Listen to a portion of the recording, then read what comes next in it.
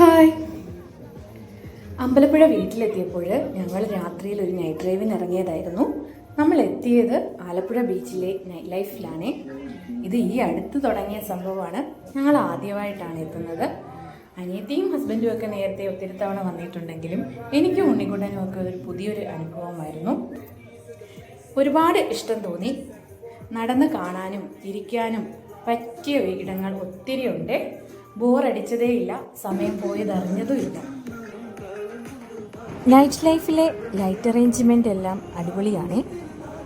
ഒത്തിരി lights പലയിടത്തായിട്ട് arrange ചെയ്തിട്ടുണ്ട്. പിന്നെ ഇവിടെ ശ്രദ്ധ കേന്ദ്രീകരിക്കുന്നത് ഇവിടുത്തെ ഓപ്പൺ ജിംസ് ആണ്. ജിമ്മിലെ ഒത്തിരി ഐറ്റംസ് ഇവിടെ ഉണ്ട്.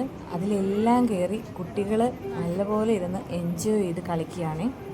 ഇവിടെ ഉണ്ണിക്കുട്ടനും പൊന്നും ഏതി കയറണം എന്നുള്ള കൺഫ്യൂഷനിൽ ചോടി നടക്കുവാണ്. ഇനി മുതിർന്നവർക്കൊക്കെ ഇരുന്ന് ഒത്തിരി നേരം കഥ പറയാൻ പറ്റിയ ബെഞ്ചുകൾ ഇവിടെ ഉണ്ട്. അതുകൊണ്ട് തന്നെ കുട്ടികളുടെ കളികളും കണ്ട് കഥ പറയാനായിട്ട് നല്ല രസമായിരുന്നു.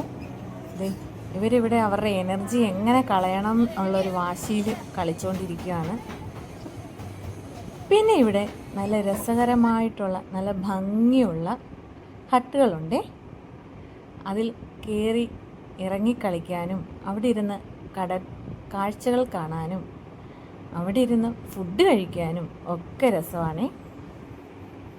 പിന്നെ നമുക്ക് വേണ്ട ചെറിയ സ്നാക്സും ചായയൊക്കെ കുടിച്ചിരിക്കാനായിട്ട് പറ്റിയ സ്റ്റാളുകളുള്ളത് കൊണ്ട് ഇതൊരു നല്ലൊരു നേരം പോക്കായിരുന്നു. മൊത്തത്തിൽ ഒത്തിരി നേരം സ്പെൻഡ് ചെയ്യാൻ പറ്റിയൊരിടമാണ്. പക്ഷേ ഒരുപാട് ലേറ്റ് ആയതുകൊണ്ട് ധൃതി ഉണ്ടായിരുന്നു. കുഞ്ഞാവയ്ക്ക് പുൽത്തകിടിയിലെല്ലാം ഒന്ന് ഇഴഞ്ഞാൽ കൊള്ളാമെന്നുണ്ടായിരുന്നു. പക്ഷേ ലോങ് ഡ്രസ്സൊന്നും അല്ലായിരുന്നത് കൊണ്ട് വിട്ടില്ല. അതിൻ്റെ ഒരു വഴക്ക് കുഞ്ഞാച്ചിക്കുണ്ടായിരുന്നു കേട്ടോ. പിന്നെ പോകാനായിട്ട് ആർക്കും മനസ്സ് തോന്നിയില്ല. പാട്ടും കേട്ട് കഥകളും പറഞ്ഞ് കാറ്റും കൊണ്ടുള്ള ഈ ഒരു ഇരിപ്പ് നല്ല രസമായിരുന്നു.